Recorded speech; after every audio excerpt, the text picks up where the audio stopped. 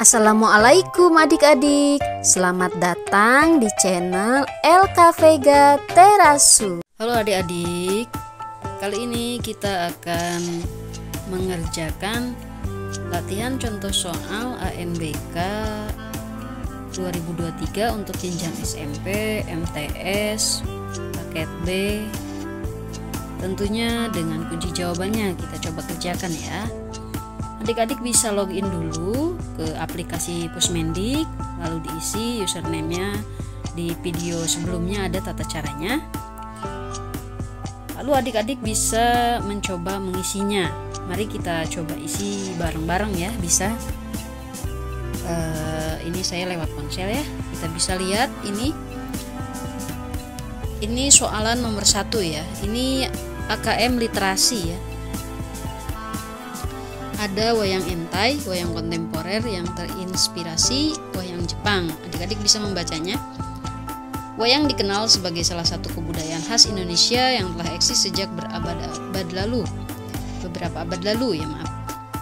Setiap daerah bahkan memiliki jenis wayang yang berbeda-beda, seperti wayang kulit dari Yogyakarta, wayang golek dari Jawa Barat, hingga wayang orang dari Jawa Tengah.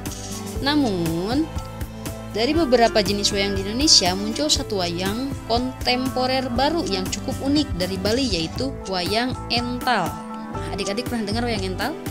Bisa dibilang wayang ental merupakan inovasi terbaru dalam dunia pewayangan.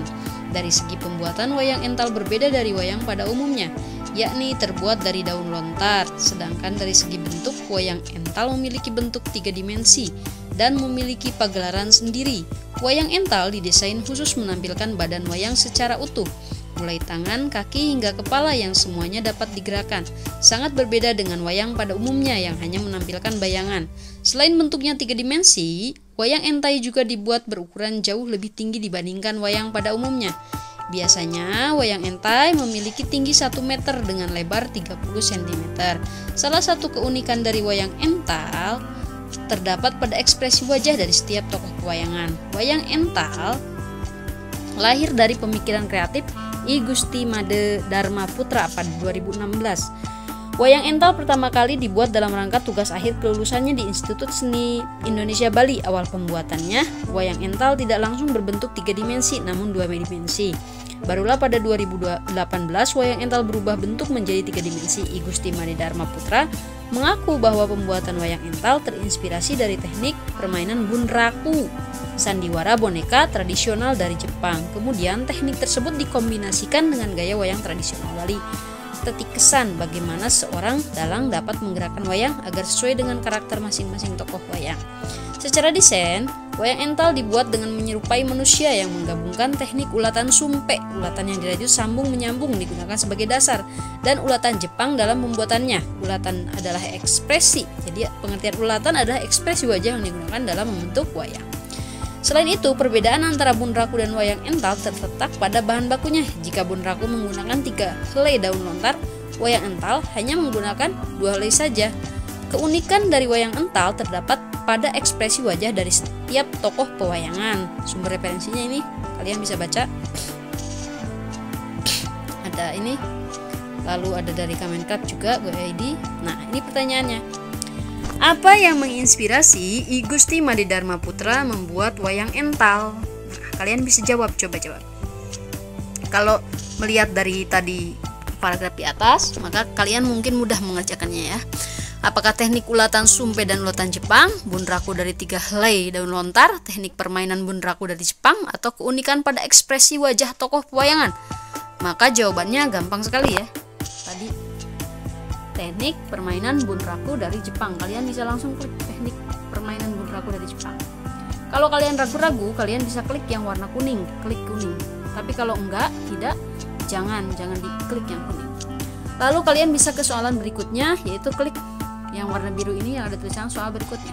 Itu soalan nomor 2. Ini masih tentang wayang ental ya. Kita ke bawah ke pertanyaannya. Klik pada setiap pilihan jawaban yang benar.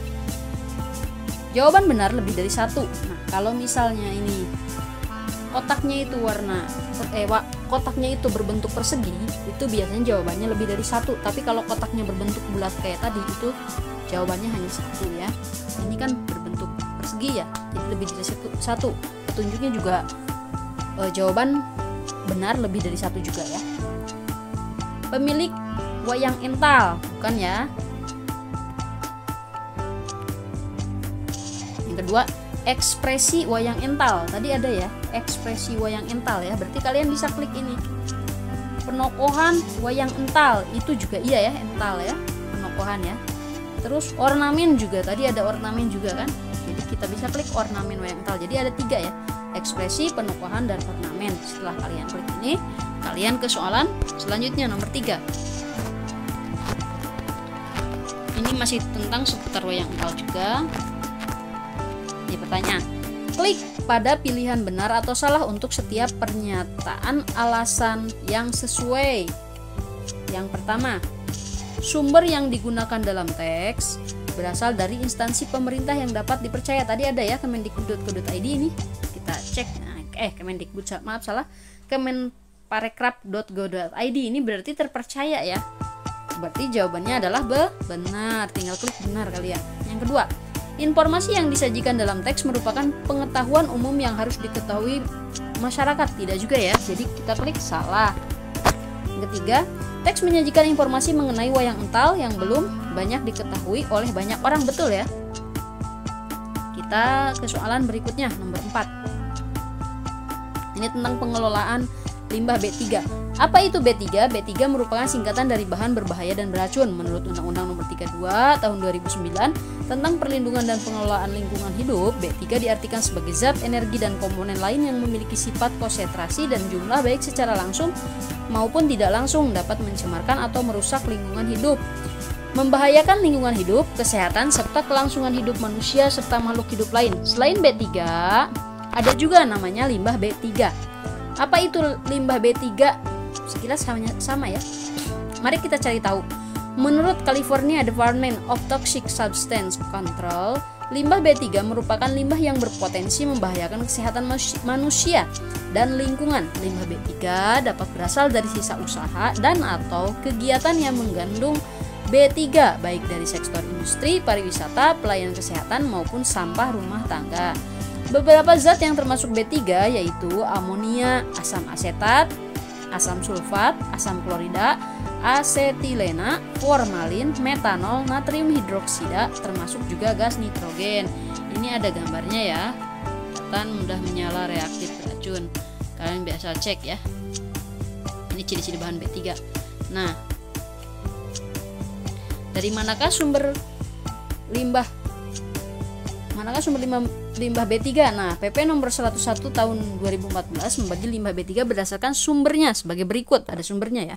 Limbah B3 dari sumber spesifik. Nah, sumber spesifik contohnya aki bekas, limbah laboratorium yang mengandung B3, kemasan bekas B3 dan lain-lain. Limbah B3 dari B3 kadaluarsa. Nah, B3 yang tumpah, B3 yang tidak memenuhi spesifikasi produk yang akan dibuang dan bekas kemasan B3. Contohnya barium sianida, karbon disulfida, tembaga sianida, gas fluor, dan endrin.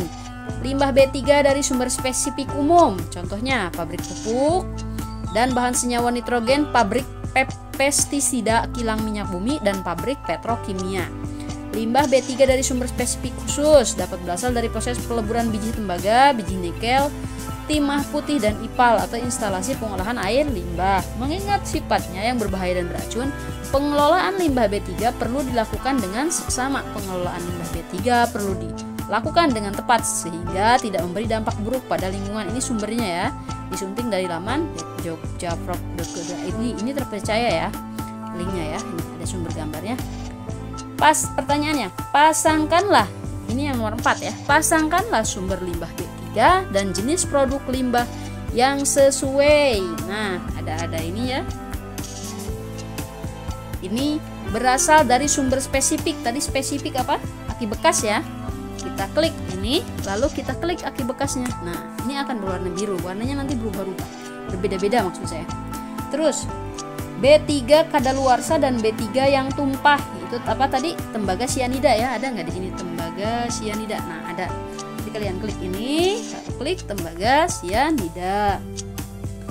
Lalu yang ketiga, berasal dari sumber spesifik umum. Spesifik umum itu pabrik petrokimia ya. Kita klik ini dulu, lalu kita klik pabrik petrokimia. Berasal dari sumber spesifik khusus, peleburan biji nikel ya. Ini klik lalu peleburan biji nikel. Kalau sudah, kalau kalian misalnya salah mau ganti jawaban, tinggal klik ganti jawaban ya. Tapi karena saya tidak mau mengganti, maka saya ke soalan berikutnya. Ini nomor 5, masih pengolahan limbah ya. Kita juga bisa lihat waktunya di sisa waktu ya. 7 menit lagi ini saya. Ini nomor 5, kita cek. Pilihlah pernyataan yang tepat untuk mendeskripsikan ciri dari limbah B3 berdasarkan ilustrasi gambar yang digunakan dalam teks. Jawaban benar lebih dari 1. Nah, yang pertama, limbah B3 memiliki sifat reaktif menyebabkan mudah menyala, iya atau reaktif. Jadi kita jawabannya itu A, betul ya. Checklist. Limbah B3 memiliki bau yang menyengat sehingga beracun. Belum tentu ya, tidak menyengat pun bisa saja beracun. Jadi bukan itu jawabannya ya, kurang tepat. Nah, yang ketiga, limbah B3 bersifat korosif sehingga berbahaya bagi lingkungan. Ya, ini betul ya, korosif, sangat berbahaya sekali. Nomor D-nya, limbah B3 berasal dari berbagai zat sehingga mudah menginfeksi. Bukan ya. Kita ke soalan selanjutnya, yaitu soal berikutnya nomor 6 ya. Ini potret remaja. Nih ada gambar potret remaja sedang foto-foto ya. Jepret, Meisa dan Jingga sibuk selfie, kemudian mengupload dan menikmati respon atas berbagai komentar hasil postingannya. Hening.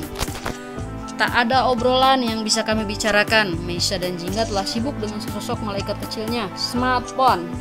Semua tindakan baik maupun buruk mungkin telah tercatat rapi di smartphone itu, bahkan di setiap napas yang terhembus. Gadgetlah yang selalu setia mengiringi langkah mereka. Kedekatan dan kehangatan persahabatan kini mulai memudar diganti dengan keasikan bermain di media sosial. Perhatian kepada orang-orang terdekat mulai berkurang karena sibuk dengan dunia baru yang tersambung melalui jemari tangan.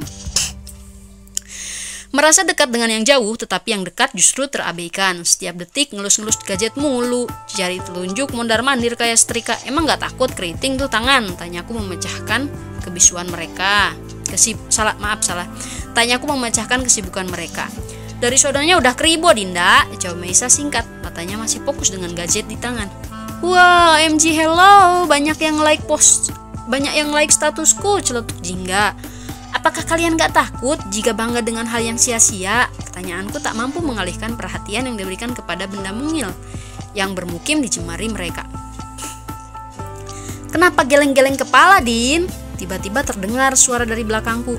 Spontan aku menoleh. Disti berdiri tepat di belakangku dengan membawa soto. Aku tersenyum menatap Disti. Meisa dan Jingga masih sibuk dengan kegiatan di media sosial hingga mengabaikan soto yang sudah dipesan.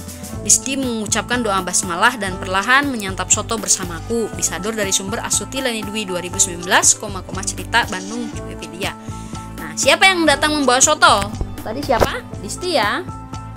Tidak usah dijawab juga, kalian kalau baca soalnya pasti tahu. Maka kita soalan berikutnya, biar cepat ya. Ini masih potret remaja ya. Kita ke soalan nomor 7 ya. Ada di bawah. Setelah mengamati temannya si Bung bermain gadget, apa yang dilakukan oleh Dinda? Dinda itu si aku tadi itu ya. Klik pada pilihan benar atau salah untuk setiap pernyataan berdasarkan isi cerita potret remaja. Coba yang pertama. Hal yang dilakukan, bertanya untuk memecahkan kesibukan mereka. Benar ya? Kita klik benar. Menikmati respon atas komentar hasil postingannya. Bukan ya? Dinda nggak kayak gitu. Terus memesan dan membayar soto yang dipesan. Tidak juga ya, malah Disti yang bawain. Nah, kita ke soalan selanjutnya, yaitu nomor 8. Ini masih potret remaja juga. Nah, di sini ada bagaimana perbedaan sifat para tokoh dalam teks cerita potret remaja. Klik pada setiap pilihan jawaban benar. Jawaban benar lebih dari 1. Nah, kita cek. Yang pertama, A. Dinda perhatian dan peduli kepada teman-temannya. Ini betul ya, tadi buktinya Dinda, dia bertanya kan, kenapa harus peduli? Kalian pasti tahu ya kalau udah baca. Nah, yang kedua, Meisa menjadi sombong dengan gadget barunya. Tidak ya, ini berarti tidak usah isi. Jingga rajin mencatat rapi menggunakan smartphone. Enggak ya, itu juga enggak. Disti tak lupa berdoa sebelum makan tanpa terganggu smartphone. Ini betul ya. Tadi di akhir paragraf ya, cerita itu ada Disti yang berdoa ya. Kita ke soalan berikutnya. Ini udah ganti lagi. Ada apa? Kita bisa baca dulu ceritanya, berjudul Aku Bangga Menjadi Suku Batak. Sore itu hujan turun rintik-rintik. Ucok berlari-lari kecil saat pulang ke rumah. Ia melindungi kepalanya dengan tas sekolahnya. Dari kejauhan ia melihat banyak warga berkumpul di teras rumahnya. Ucok bingung. Ia sampai sulit berjalan untuk masuk ke rumahnya sendiri. Permisi, saya mau lewat, Bu," ujarnya ketika melewati beberapa wanita parubaya. Tak lama terdengar suara Mama memanggil Ucok dari dalam rumah. Rupanya Mama sedang memasak di dapur. "Cok, sini nak, jangan lewat pintu depan, lewat pintu belakang saja masuk ke rumah." Ucok menuruti perkataan mamanya dan masuk ke rumah dari pintu belakang yang langsung menuju dapur. "Ma, sedang apa orang-orang itu di rumah kita? Rumah kita jadi penuh sekali dan sempit. Aku sampai tidak bisa lewat," Ucok bertanya kepada mamanya dengan nada sedikit kesal. "Oh, kakakmu kan mau menikah minggu depan. Jadi sekarang tetangga-tetangga kita mau musyawarah dulu," jawab mama. "Untuk apa, Ma? Kan kita yang akan pesta, kenapa mereka yang musyawarah?" Ucok semakin penasaran. Itulah manfaat ikut perserikatan di wilayah kita ini. Perserikatan itu adalah perkumpulan orang-orang satu lingkungan tempat tinggal yang akan saling membantu dalam suka dan duka. Mereka itu sekarang mau musyawarah untuk menentukan pembagian tugas nanti di pesta kakakmu. Mama menjelaskan. "Pembagian tugas bagaimana maksudnya, Ma? Mama bayar mereka semua untuk membantu kita?" Ucok tak mengerti. "Oh tidak, Cok. Itu sudah menjadi bagian dari hak dan kewajiban setiap anggota perserikatan. Setiap orang memiliki tugas masing-masing. Para bapak biasanya bertugas memasang tenda, menyusun kursi, atau memotong hewan ternak yang akan dimasak. Para ibu akan mempersiapkan bumbu, memasak makanan, dan menyiapkan minuman untuk disajikan ketika acara. Mama pun akan ikut membantu kalau ada salah satu anggota serikat yang mengadakan acara, baik acara sukacita seperti pernikahan kakakmu ini atau acara kedukaan seperti waktu ompungmu meninggal dulu. Tradisi ini disebut Marsiadapari atau gotong royong dalam adat suku Batak. Dalam hal ini sudah berlangsung lama loh, bahkan sejak masa kakek dan neneknya opungmu dulu." Mama bercerita panjang lebar. "Wah, bagus banget ya, Mama. Kita tidak perlu repot memesan catering, membayar ini itu untuk menyelenggarakan acara. Karena setiap tetangga kita, para anggota serikat ini siap membantu," ujar Ucok kaku. "Betul. Ya sudah, sekarang mandi dan ganti bajumu dulu. Nanti kalau sudah mandi, bergabunglah dengan Papa." Mendengarkan diskusi bapak-bapak di teras, Mama mengingatkan. "Siap, Ma." Ucok segera bersiap untuk mandi. Ia tidak sabar untuk bergabung dengan Papa dan mencari tahu lebih banyak tentang pembagian tugas untuk pesta nanti. Ucok senang, ia semakin bangga menjadi bagian dari suku Batak yang selalu saling membantu. Ini sumbernya indonesiamenula.com, tobaria.com. Nah, pertanyaannya, di mana Ucok melihat warga berkumpul? Tadi ada ya di paragraf pertama itu, di mana? Di teras rumahnya. Kita tinggal jawab di teras rumahnya. Di teras rumah aja gitu, nggak apa-apa. Nah, kalian bisa terus ke soalan berikutnya, nomor 10. Nah, nomor 10. Jika kamu ingin mencari informasi tentang Marsiadapari, apa yang akan kamu ketik dalam mesin pencari? Ini bisa jawabannya bisa lebih dari satu ya. Yang pertama, perserikatan dalam adat Batak, ini juga betul. Tradisi gotong royong suku Batak, ini betul. Pesta pernikahan dalam adat Batak, bukan. Kegiatan tolong menolong dalam adat Batak, ini betul. Kita ke soalan berikutnya, nomor 11. Masih suku Batak ya. Apa yang terjadi pada diri Ucok di awal dan akhir cerita? Klik pada pilihan awal atau akhir untuk setiap pernyataan berikut ini. Nah, kalian bisa klik awal atau akhir gitu ya. Ucok merasa bingung karena banyak orang berkumpul di rumahnya. Ini awal ya. Awalnya kan dia bingung. Ucok mulai mengerti tentang tradisi Marsiadapari yang sedang berlangsung. Ini akhir ya. Ucok senang akan bergabung dengan Papa untuk mendengarkan pembagian tugas. Ini juga akhir. Kita ke soalan selanjutnya nomor 12. Masih suku Batak. Nih. Bagaimana sifat tokoh Ucok dalam cerita tersebut? Klik pada setiap pilihan jawaban benar. Jawaban benar lebih dari satu, bisa lebih dari satu ya. Yang pertama, rajin karena Ucok membantu mama memasak di dapur sambil mendengarkan mama bercerita. Bukan ya, Ucok justru baru datang ya. Sopan karena Ucok bilang permisi ketika berjalan dan melewati seseorang yang lebih tua. Ini betul ya. Nomor C, penurut karena Ucok menuruti perkataan mama untuk segera mandi dan berganti pakaian. Ini juga betul ya, tadi Ucok mau mandi.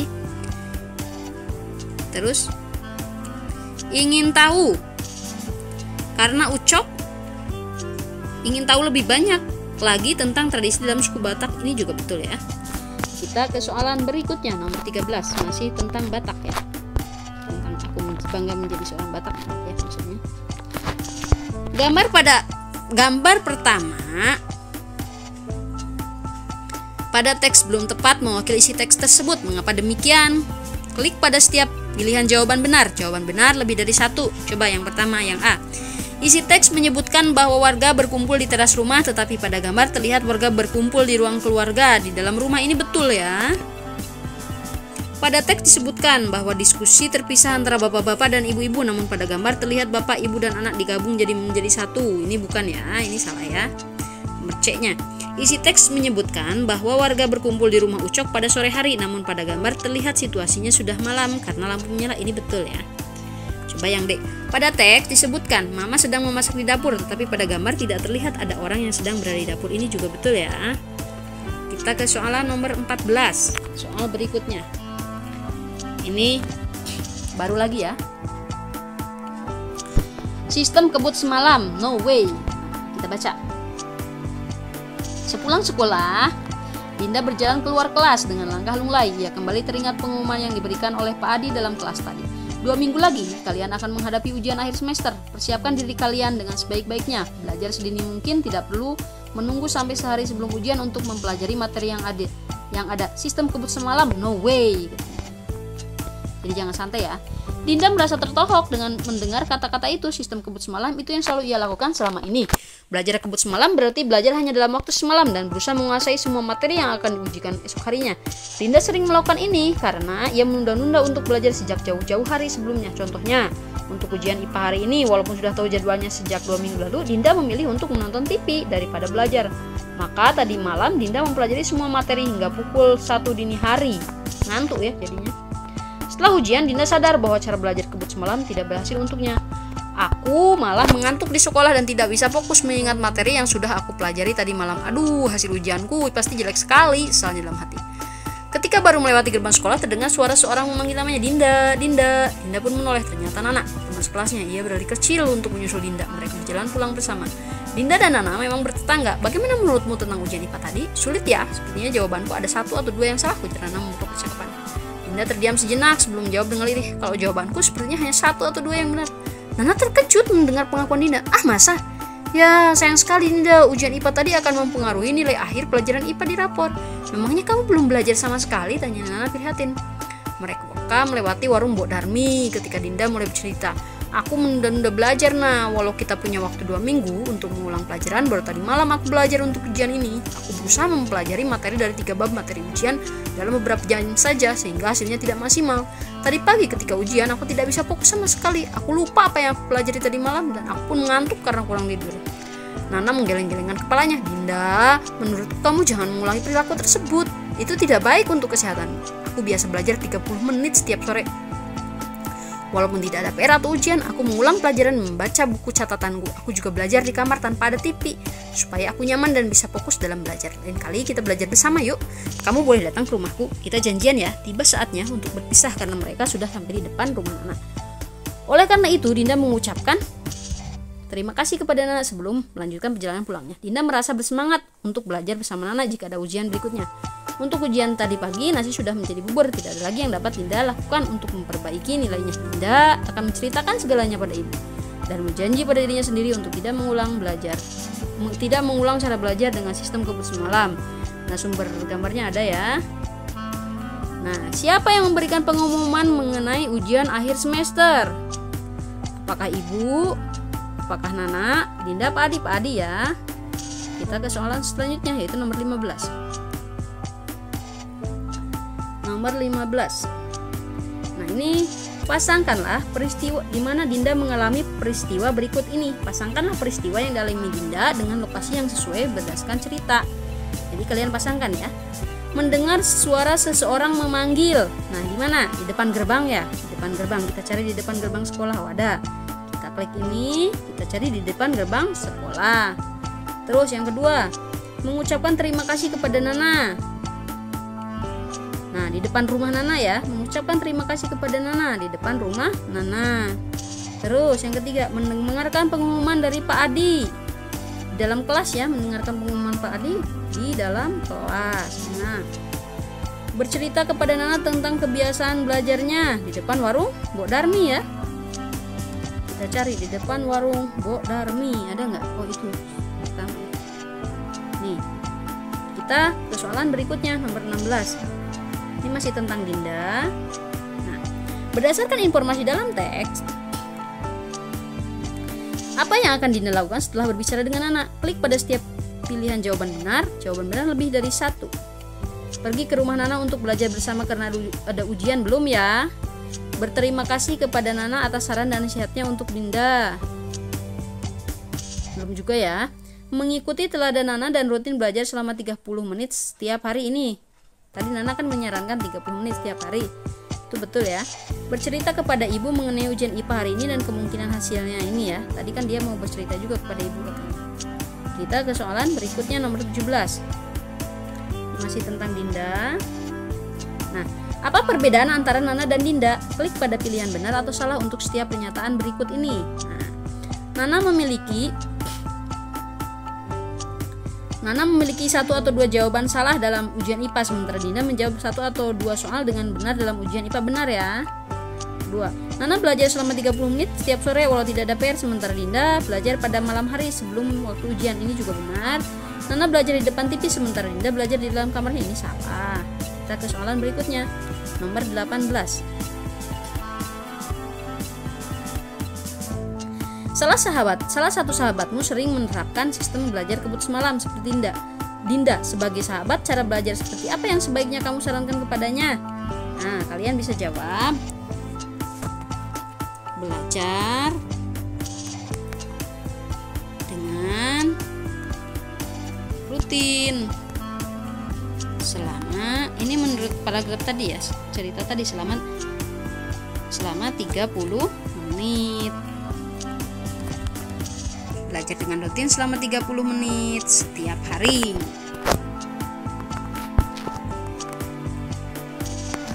Menurut cerita tadi ya. Terus apa lagi? Mengulang pelajaran. Mengulang pelajaran.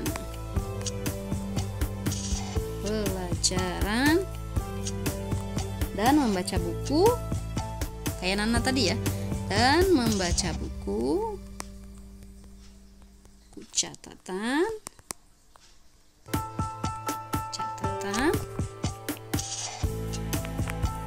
setiap hari. Terus apalagi? Belajar di kamar tanpa ada TV ya. Belajar tadi ada di ceritanya ya. Belajar di kamar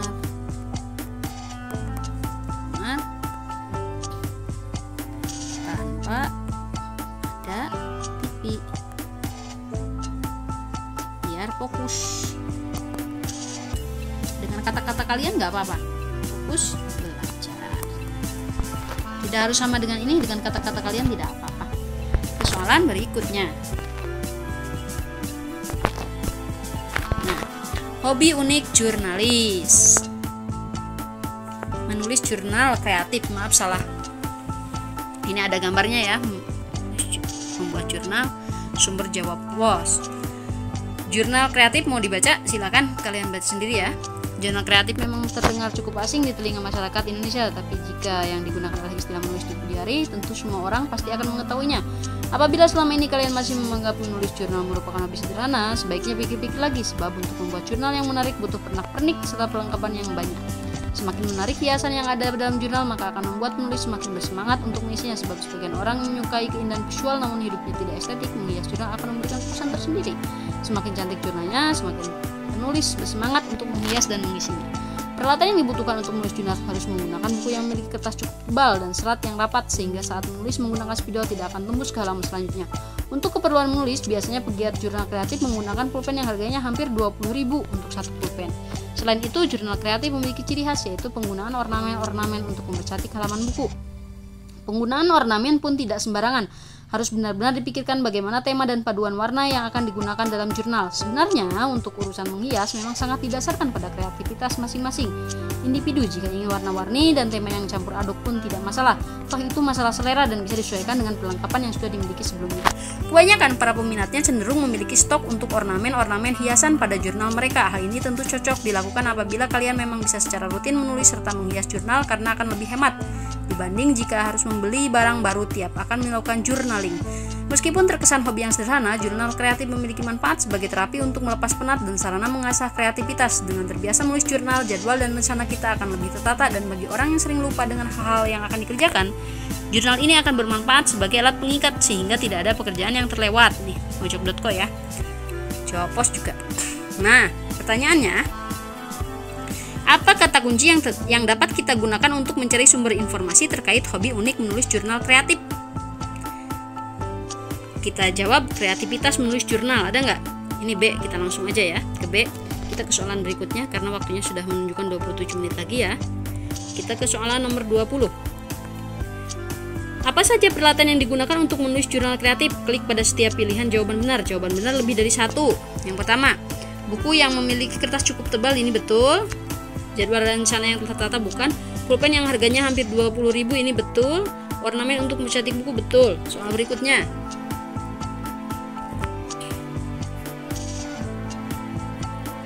apa saja informasi mengenai menulis jurnal kreatif yang dapat diperoleh dari wacana tersebut? Klik pada setiap pilihan jawaban benar. Jawaban benar lebih dari satu. A. Menulis jurnal kreatif bukanlah hobi yang sederhana karena membutuhkan perlengkapan yang banyak ketika menulis, ini betul ya. B. Pemilihan ornamen saat menulis jurnal kreatif harus disesuaikan dengan tema dan paduan warnanya, ini juga betul. C. Saat menghias jurnal kreatif, penulis harus mengikuti aturan dalam menghias yang telah diterapkan, enggak ya. D. Memiliki stok ornamen yang banyak dapat menghemat biaya dalam membuat jurnal kreatif, ini betul ya. Kita ke soalan selanjutnya. Kita, maaf ya, ada background adzan. Kita ke soalan nomor 22 ya. Soalan nomor 22. Mengapa ilustrasi pada wacana sudah sesuai dengan isi wacana hobi untuk menulis jurnal kreatif? Nah, yang A, buku yang digunakan pada gambar terlihat lebih menarik setelah dihias, ini betul ya. Betul. Terdapat banyak stok ornamen untuk menghias jurnal pada gambar tersebut, ini juga betul. Terus, gambar menunjukkan banyak peralatan yang diperlukan untuk menulis jurnal kreatif, ini betul. Yang D, buku jurnal kreatif pada gambar memiliki jenis kertas yang sama, enggak ya, harus lebih tebal ya. Kita ke soalan nomor 23 tentang lenong Betawi. Ini tinggal 20 menit lagi. 23. Lenong adalah kesenian teater tradisional rakyat Betawi. Lenong, maaf ya saya bacanya lebih cepat ya. Lenong Betawi sudah berkembang sejak awal abad ke-20, tepatnya tahun 1920-an di tengah masyarakat Jakarta atau yang kala itu masih disebut Batavia. Pada dasarnya kesenian ini berfungsi sebagai sarana mengomunikasikan pesan terkait hal-hal yang terjadi di masyarakat. Pada tahun 1940, lenong menjadi alat perjuangan di masa kolonialisme Belanda. Namun pada 1960-an, kesenian Betawi ini sempat mengalami penurunan peminat. Lenong Betawi berbeda dengan teater lainnya. Apabila kesenian teater memiliki naskah sebagai acuan, lenong Betawi tidak memiliki alur cerita yang pasti, sehingga sering dimainkan semalam suntuk. Kesenian ini berlangsung dengan diiringi oleh alat musik gambang kromong. Jumlah pemain dalam pertunjukan ini pun tidak terbatas, tergantung kebutuhan cerita. Isi cerita lenong umumnya mengandung pesan moral seperti kisah si kuat menolong yang lemah atau gambaran kerakusan dan perbuatan tercela yang harus dihindari. Cerita lenong dibagi menjadi dua jenis, yaitu lenong dines dan lenong preman. Lenong dines membawakan cerita raja-raja zaman dahulu, seperti seorang raja yang memimpinkan rakyatnya memimpin rakyatnya dengan bijaksana. Nama dinas berkembang dari kostum yang dipakai pemainnya, yaitu pakaian dinas atau baju kebesaran seperti pakaian sultan. Di sisi lain, Lenong Preman membawakan lakon cerita rumah tangga dengan kostum seperti orang Betawi dalam kehidupan sehari-hari, seperti seorang anak yang rajin dan patuh pada orang tua. Setiap cerita yang dimainkan tidak pernah lepas dari muatan humor. Biasanya Lenong dinas menggunakan bahasa yang halus atau bahasa Melayu tinggi, sedangkan Lenong Preman menggunakan bahasa percakapan sehari-hari. Lenong mengalami masa kejayaan di tahun 1970-an. Pada tahun 2014, kesenian ini sempat tayang di stasiun televisi sebagai program rutin. Di dalamnya terdapat interaksi antara pemain dan penonton di studio. Selain itu terdapat juga Lenong Bocah yang menjadi wadah generasi penerus melestarikan kesenian tradisional ini. Mengingat kesenian Lenong semakin hari semakin sepi peminat karena begitu banyak pilihan hiburan yang kini dapat ditemukan di media. Pengalaman jatuh bangun dan berbagai transformasi senantiasa mengiringi hingga kesenian ini tetap eksis di zaman sekarang. Tidak mudah memang bersaing di tengah munculnya bermacam pilihan hiburan modern. Namun secercah cahaya akan terus bersinar untuk Lenong Betawi seiring banyaknya warga yang masih selalu menanti sumber nih. Kompas ID, terus login ini ada. Kita baca soalnya ya, nomor 23 ya. Pasangkanlah peristiwa yang terjadi pada kesenian Lenong Betawi di sebelah kiri dengan tahun terjadinya peristiwa tersebut di sebelah kanan berdasarkan teks. Tadi kalian ingat ya. Penayangan kesenian Lenong Betawi sebagai program rutin di televisi tadi 2014 ya. Kita langsung ke 2014. Penggunaan kesenian Lenong Betawi sebagai alat perjuangan 1940 ya. Penurunan peminat kesenian Lenong Betawi 1960 ya. Puncak kejayaan kesenian Lenong Betawi. Tadi kalian ingat gak tahun berapa? 1970 ya.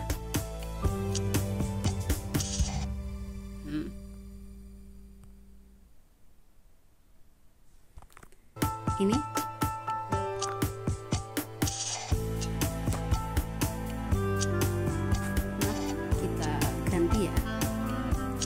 ganti jawaban, kita ulangi. Penayang Lenong ini 2014, lalu ini 1940, lalu penurunan itu di 1960, lalu puncak kejayaan kesenian Lenong ini kita ke 1970. Nah, ini kita bisa ganti jawaban kayak seperti saya tadi ya. Kita ke soalan berikutnya. Nomor 24 ya. Ini tadi nomor 23 ya. Kita ke soalan berikutnya. Nomor 24 masih tentang Lenong. Apa nama alat musik yang digunakan untuk mengeringi kesenian Lenong Betawi? Tadi apa? Gambang kromong ya. Kalian masih ingat? Gambang. Tulis aja, gambang kromong. Klik kalau sudah. Soalan berikutnya nomor 25. Ini masih tentang Lenong Betawi juga. Nah, pertanyaannya, bila kamu ingin mengetahui informasi tentang sejarah perkembangan Lenong Betawi, apa yang dapat kamu ketikkan dalam mesin pencarian di internet? Klik pada setiap jawaban benar. Jawaban benar lebih dari satu. Ini A bukan ya. C Lenong Betawi dan jenisnya bukan. C perkembangan Lenong Betawi dan Lenong Betawi dari masa ke masa. Kita ke soalan nomor 26. Ini berapa menit lagi kita bisa cek? 20 menit lagi ya, semoga cukup waktunya. 26. Mengapa kesenian Lenong Betawi semakin hari semakin kehilangan peminat? Apakah Lenong Betawi memiliki alur cerita pasti dan lama? Bukan. Lenong Betawi hanya membawakan cerita-ceritanya? Bukan. Lenong Betawi hanya menceritakan masalah sehari-hari? Bukan. Nah, ini Lenong Betawi kalah bersaing. Sekarang nomor 27. Bulu raksasa berwajah katak. Bulus. Ini bulus. Bulus raksasa merupakan salah satu spesies kura-kura air tawar yang berukuran besar. Spesies ini tersebar di Asia Barat Daya dan Asia Tenggara. Habitat utama bulus raksasa berada di sekitar danau, pantai laut, atau muara sungai besar. Itulah mengapa bulus raksasa merupakan salah satu spesies yang teridentifikasi dalam publikasi Kura-kura Semenanjung Kampar yang disusun oleh tim Rare Restorasi Senior. Bulu raksasa juga merupakan satu dari satu spesies reptil dan amfibi yang terinfeksi di wilayah rare. Bulus raksasa dapat tumbuh hingga mencapai panjang tempurung antara 60 hingga 100 cm dengan berat mencapai 50 kg. Tempurungnya berbentuk gepeng, cenderung lembek dan mulus tanpa sisi keluar cangkang yang biasa terlihat pada kura-kura dengan tempurung keras. Berwarna keabu-abu kehijauan tanpa pola-pola tertentu. Bagian bawah tubuhnya berwarna putih kemerahan atau kuningan. Kepalanya cukup lebar dan leher panjang. Terdapat beberapa benjolan kecil di sekitar lehernya. Hidungnya menyerupai belalai pendek. Sekilas wajahnya menyerupai katak. Itulah mengapa ia disebut sebagai bulus raksasa berwajah katak. Bulus raksasa jantan dan betina dapat dibedakan melalui bentuk ekornya, di mana jantan memiliki ekor yang lebih panjang dibanding betina. Bulus raksasa juga tergolong sebagai omnivora, pemakan segala tumbuhan hewan. Ketika berburu, bulus raksasa akan mengeluarkan kepalanya dengan cepat dari tubuhnya sambil membuka mulutnya untuk menangkap mangsa. Ketika merasa terancam, ia dapat melakukan serangan pukulan tanpa gigitan dengan kepalanya. Bulus raksasa dapat bertelur 3 kali sehari dalam setahun. Bulus raksasa akan mengubur telur-telurnya di sebuah kandung telur di dalam pasir. Satu kandung telur rata-rata berisi 24 hingga 70 telur. Sedangkan rata-rata periode inkubasi telurnya adalah sekitar 60 hari. Populasi bulus raksasa di alam liar mengalami penyusutan yang cukup drastis karena kerusakan yang terjadi pada habitat alami ini. Ingat-ingat.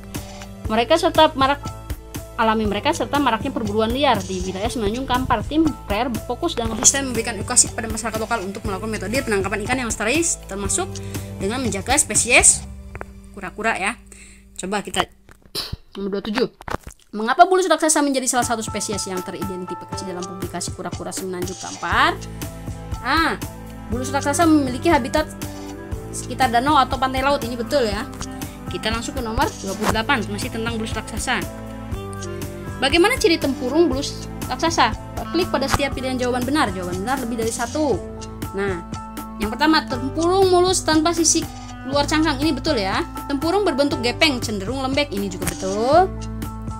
Tempurung berwarna putih, kemerahan atau kekuningan. Ini salah. Tempurung berwarna abu-abu kehijauan tanpa pola-pola tertentu. Ini betul. Kita ke soalan nomor 29. Berapa kali dalam setahun bulus raksasa bertelur? Tadi ada ya, 3 kali. Nomor 30. Bagaimana perilaku bulus raksasa ketika berburu dan terancam? Klik pada pilihan berburu atau terancam untuk setiap pernyataan berikut ini. Yang pertama, mengeluarkan kepala dari tempurung. Ini ketika berburu ya. Melakukan serangan dengan kepala. Ini ketika terancam. Bersiap dengan membuka mulut. Ini ketika berburu. Kita ke soalan berikutnya. Masih tentang bulus raksasa. Apa yang menyebabkan terjadinya penyusutan jumlah bulus raksasa? Klik pada pilihan benar atau salah untuk setiap pernyataan berikut ini. Yang pertama, habitat alami bulus raksasa banyak yang rusak. Betul. Perburuan besar-besaran terhadap bulus raksasa. Ini juga betul. Proses inkubasi telur bulus raksasa yang terlalu lama. Ini salah. Kita ke soalan berikutnya, nomor 32. Klik mengapa gambar tersebut mendukung informasi yang disampaikan dalam wacana. Klik pada setiap pilihan jawaban benar. Jawaban benar lebih dari satu. Yang pertama, gambar bulus raksasa di pasir menunjukkan habitatnya di sekitar pantai. Ya betul. Gambar memperlihatkan bentuk tempurung bulus raksasa yang gepeng. Ini juga betul. Gambar tempurung bulus raksasa berwarna abu-abu kehijauan. Tadi ya, seperti yang tadi itu betul. Gambar tempurung bulus raksasa memiliki pola-pola tertentu. Ini salah ya. Kita ke soalan berikutnya. Nomor 33. Kisah Kelo dan Mang di lautan luas.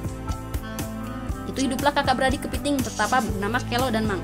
Mereka berdua tidak pernah berpisah dan saling membantu. Suatu hari Kelo merasa lapar. Mang, aku lapar, cari makan yuk. Yuk, tidak. Tapi tidak di sekitar sini, belum ada bangkai yang dapat dimakan, ujar Mang. Kita berenang dulu saja di dekat-dekat sini, semoga ada bangkai yang bisa kita makan, ajak Kelo dan Mang setuju. Mereka berenang tidak jauh dari tempat awal mereka, namun sudah beberapa waktu mencari mereka belum menemukan makanan. Tiba-tiba Mang mencium aroma makanan yang sangat menggugurkan. Dia segera memberitahu Kelo dengan sigap menggunakan indera penciumannya untuk mencari dari mana asal aroma itu. Ayo kita ke sana, ajak Mang. Tunggu Mang, kamu yakin itu makanan kita? Aku takut.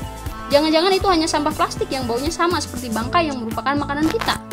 Mang berpikir dan teringat dengan perkataan ayah untuk hati-hati mencari makanan. Karena sekarang banyak sampah plastik yang baunya menyerupai makanan mereka. Kata ayah, sampah plastik mengandung senyawa oleamid yang memiliki molekul sama seperti hewan yang sudah membusuk sehingga banyak kepiting bertapa tertipu. Jangan sampai kita sudah berenang jauh dan hanya menemukan sampah plastik, tambah Kelo. Ya betul, tapi bagaimana ini, aku lapar dan bisa saja benar itu makanan, tanya Mang. Iya, tapi kalau bukan bagaimana? Ya sudah, kita pulang. Semoga ada makanan pada saat kita pulang nanti. Mereka akhirnya sepakat untuk berenang mendekati aroma tersebut. Jarak yang ditempuh cukup jauh, membuat mereka lelah dan rasa lapar semakin tidak dapat ditahan. Namun setelah berenang cukup jauh, yang mereka temukan hanya sampah plastik yang menumpuk. Ya benar kan, Kelo merasa kesal. Maafkan aku, Mang merasa bersalah. Sudahlah Mang, Tidak apa-apa, ayo kita pulang. Semoga kita menemukan makanan selama perjalanan kita. Mereka akhirnya pulang dengan perasaan sedih dan perut yang semakin lapar. Kasihan ya. Nah, maaf ya ada backsound lagi komat karena sudah waktunya dan waktunya sholat. Di akhir cerita, mengapa Kelo merasa kesal? Nah, kenapa Kelo merasa kesal? Kenapa? Yang pertama coba. A. Tidak bisa berenang jauh. B. Mencium aroma bangkai hewan. C. Tidak mendengar perintah ayah. D ya, menemukan tumpukan sampah plastik. Ini nomor 33 ya. Kita ke nomor 34. Masih kisah Kelo dan Mang. Kamu ingin mencari informasi tentang kehidupan kepiting pertapa dalam mesin pencarian internet. Apa saja kata kunci yang tepat untuk menemukan informasi tersebut? Klik pada setiap pilihan jawaban benar. Jawaban benar lebih dari satu. Jawaban benarnya lebih dari satu ya, ingat. A. Habitat kepiting pertapa, ini betul. B. Resep kepiting pertapa nggak ada ya, nggak ada cara masak. Ciri kepiting pertapa, ini betul. D. Makanan kepiting pertapa, ini juga betul. Nah, kita ke soalan selanjutnya, nomor 35. Setelah membaca cerita tersebut, manakah karakter Kelo saya nggak tahu ya. Kelo yang sesuai dengan isi teks. Klik pilihan sesuai atau tidak sesuai untuk setiap pernyataan sesuai isi teks. Pernyataannya. Tidak mudah percaya, sesuai ya, Kelo. Memaksakan kehendak, enggak ya, dia buktinya ikut ya tadi. Ikut simak. Penuh pertimbangan, sesuai ya. Kita ke soalan berikutnya. Berdasarkan cerita tersebut, nah ini, kamu telah selesai meminum minuman dari botol plastik. Saat akan membuangnya, kamu teringat kisah kepiting Kelo dan Mang. Kelo Mang, berarti ya. Kelo dan Mang yang kehilangan arah dalam mencari makanan karena sampah plastik. Berdasarkan cerita tersebut, apa yang akan kamu lakukan dengan botol plastik milikmu? Klik pilihan benar atau salah untuk setiap pernyataan sesuai isi teks. Yang pertama, membuang ke bak sampah dengan kategori sampah non-organik agar diolah kembali. Gimana ini? Benar. Membuang botol plastik ke bak sampah kategori sampah organik supaya bisa dibakar. Salah. Mendaur ulang botol plastik menjadi barang-barang kerajinan yang memiliki fungsi. Benar ya. Benar, salah, benar. Ini ya, kita ke soalan berikutnya. Oh, sudah selesai nih. Kalau sudah selesai, nanti ada konfirmasi tes. Nah, terima kasih telah berpartisipasi dalam tes ini. Silakan tekan tombol selesai tes untuk mengakhiri tes atau tekan tombol kembali untuk kembali ke halaman tes. Kita klik selesai tes. Nanti akan ada jawabannya, review hasil. Ini kalian bisa download. Bisa download dan print. Ini jawaban tadi yang kita kerjakan ya. Ini betul semua ya. Yang 34 itu semua kalian bisa cek. Nah, ini di teras rumah, ini teras rumahnya beda sedikit ya. Ini betul juga nomor 7. Ini nomor 13 betul. Ini semua ya, semuanya sama. Kita cek sampai 36 ya tadi itu. Ini bisa kalian unduh hasil atau logout. Misalkan diunduh hasilnya. Ini karena saya ini di HP ya, file yang lebih besar. Ini bisa kalian unduh. Nah, cukup sekian adik-adik ya pembahasan kita tentang ini latihan contoh soal ANBK 2023 untuk jenjang SMP, MTS dan paket B. Kita bertemu di video selanjutnya dalam AKM numerasi ya. Nanti akan dijelaskan juga. Cukup sekian adik-adik ya. Semoga kalian sukses dalam menjalankan ANBK di tahun 2023 ini. Kakak doain. Cukup sekian ya. Dadah. Wassalamualaikum warahmatullahi wabarakatuh.